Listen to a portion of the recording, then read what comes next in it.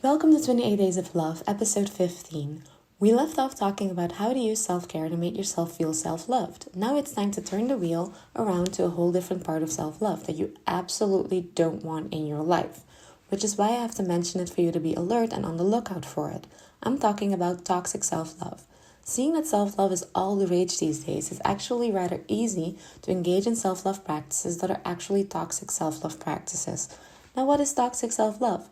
A self-love that is based on what I call the commercialized version of self-love, which is people who love themselves are always super confident, have an all-time high self-esteem, no negative feelings ever, no vulnerability, and just an all-round perfect feeling of self. In episode 11, we have covered that this perfectionism is not the goal. However, there are many that try and in some way attain it for a period of time, which might make you think, oh, so it's possible? Interesting.